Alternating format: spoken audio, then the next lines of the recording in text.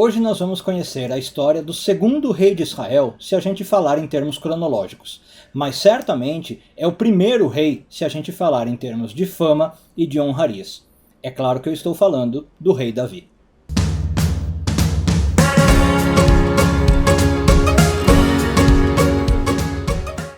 Até pouco tempo atrás, havia dúvidas entre os historiadores se o rei Davi realmente existiu ou se ele era uma personagem literária, por assim dizer, da Bíblia hebraica. Essa dúvida começou a ser resolvida quando recentemente, em 1993, se descobriu a chamada Estela de Tel Dan. A Estela de Tel Dan foi erguida por um rei de Damasco, que a gente não sabe exatamente quem é, em algum momento entre o final do século VIII e início do século IX. E nessa estela, o rei comemora a vitória que ele teve sobre dois reis do povo de Israel. E segundo a inscrição que aparece ali, uma das vitórias foi contra Beit Davi, uma expressão que significa literalmente a casa de Davi. Por causa dessa pequena frase, hoje muitos historiadores consideram que essa é a única referência não bíblica que nós temos provando a real existência do rei Davi. Justamente por esse motivo, muito pouco se pode dizer do ponto de vista histórico sobre essa importante figura da história de Israel.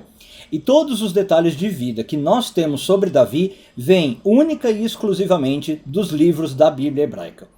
Segundo esses livros, Davi era o mais novo de 8 irmãos, todos eles homens valentes e guerreiros corajosos do exército de Israel. Por oposição a esses irmãos, Davi é mostrado como um menino simples, pacato, que cuidava das ovelhas da sua família, e que quando não estava se dedicando ao trabalho de pastor, aproveitava o seu tempo livre para tocar e compor músicas com a sua harpa.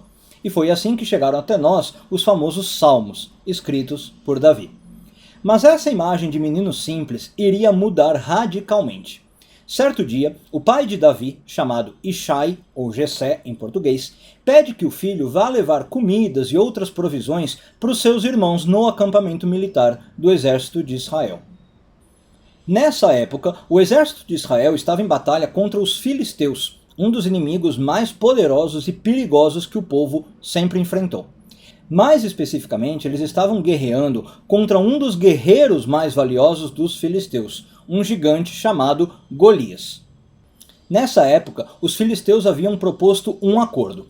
Se um homem conseguisse matar Golias numa batalha corpo a corpo, a vitória seria do exército de Israel e todo o exército filisteu se renderia. Caso contrário, se Golias ganhasse essa batalha corpo a corpo, o exército de Israel tinha que se render ao exército filisteu. No entanto, Golias era um guerreiro extremamente intimidador, de modo que nenhum soldado do exército israelita sequer ousava enfrentá-lo. Mas não foi assim com Davi. Visitando o acampamento do exército para entregar a comida para os seus irmãos, como a gente falou, Davi fica sabendo desse desafio de Golias, do povo filisteu, e se propõe a combater o gigante tão temido. O fim da história todo mundo sabe. Usando apenas uma funda, que é uma espécie de estilingue, e algumas pedrinhas, Davi consegue derrotar o valoroso guerreiro filisteu com um tiro certeiro no meio da testa. Como não podia deixar de ser, o ato de Davi chama muita atenção. E o próprio rei de Israel na época, Saul, que estava acompanhando o exército, como era costume naqueles tempos, fica muito impressionado e interessado em conhecer mais sobre aquele corajoso menino. Assim, Saul começa a travar relações de amizade com Davi, e inclusive convida Davi para começar a frequentar a sua corte real e o seu palácio. É assim que Davi vai conhecer o seu melhor amigo de todos os tempos, Jonatan, em português, Jonathan, filho do rei Saul. Muito bem, mas nem tudo são flores, porque o rei Saul era uma pessoa particularmente invejosa e ciumenta, e ele começa a sentir muita inveja e ciúmes desse novo queridinho do povo de Israel, que parecia ganhar as graças de todo mundo aonde quer que ele passasse. Outro fato que poderia começar a estreitar os laços entre Davi e a casa real de Saul viria por meio de um casamento. Isso porque o rei Saul tinha prometido que o homem que derrotasse o gigante Golias também acabaria ganhando a mão de sua filha, a princesa Merab. Curiosamente, no entanto, o rei Davi recusa essa oferta de casamento, e em vez disso pede para se casar com outra filha do rei Saul, chamada Michal, a quem ele amava mais. Como você sabe, na época propostas de casamento tinham que vir acompanhadas de um dote. Você não podia simplesmente pedir para casar com alguém gratuitamente, muito menos com a filha do rei. E o dote que o rei Davi oferece para esse casamento se consumar é no mínimo inusitado, porque ele paga em prepúcios de guerreiros filisteus. A essa altura do campeonato, a inveja e o ciúme do rei Saul já era bastante grande, e só fez aumentar ao ver que Davi ainda tinha conseguido derrotar vários guerreiros filisteus para casar com sua filha. Então a animosidade de Saul vai escalando cada vez mais, e no ato aqui em específico que a gente está analisando, Saul decide que não vai entregar a filha para o casamento com Davi, ainda que num primeiro momento ele tivesse se comprometido a honrar essa promessa. Se a gente falar de casamento na vida do rei Davi, ao longo de toda a sua história, ele acaba casando com 6 esposas, e posteriormente ele consegue casar inclusive com Michal. Mas o verdadeiro amor do rei Davi, ele só viria a conhecer já sendo rei. Em uma de suas conquistas militares, quando estava entrando na cidade, Davi vê uma mulher se banhando no teto de uma casa. Era a querida Batseba. Davi fica instantaneamente apaixonado, amor à primeira vista, e decide naquele momento que se casaria com Batseba. Só que havia um pequeno problema. Batseba era casada com um homem chamado Uriá, o Hitita. Aliás, Uriá era um soldado no exército do rei Davi.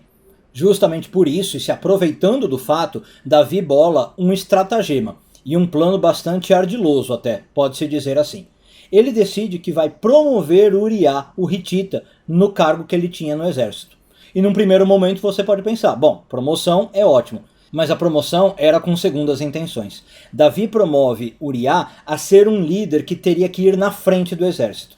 E com isso, as chances de ele morrer numa batalha seriam maiores, que é de fato o que acaba acontecendo. E aí, uma vez com Uriá morto, Davi se sente à vontade, com caminho livre, para aproximar-se de Batseba. Na época, os reis tinham por conselheiros, ainda que não quisessem, os profetas de Israel. E o profeta da época era Natã, que obviamente fica sabendo de todo o esquema que foi montado por Davi. Natã fica enfurecido, traz as palavras de Deus para o rei Davi e afirma que Davi será punido severamente pelo que ele fez, inclusive com a morte. Ao ficar sabendo do decreto, Davi imediatamente se arrepende do que fez e começa a procurar um jeito de expiar o grande erro cometido. A expiação, de certo modo, dá certo. Natã avisa que Davi não mais precisaria morrer, mas que mesmo assim, a criança que havia nascido estava com seu destino selado. Essa criança foi um dos filhos mais complicados do rei Davi, um menino chamado Absalão, que enquanto viveu guerreou contra o próprio pai, sempre tentando usurpar o trono do pai e ser ele o próximo rei de Israel. Como disse a profecia de Natã, em uma das batalhas, Absalão acaba sendo morto, bastante jovem, o que claro traz muito pesar para o rei Davi. Como rei de Israel, sem dúvida nenhuma, o maior feito de Davi foi conquistar a cidade de Jerusalém e torná-la capital do seu império.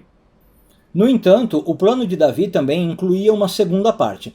Ao conquistar Jerusalém, ele decidiu que seria muito interessante construir um templo para Deus.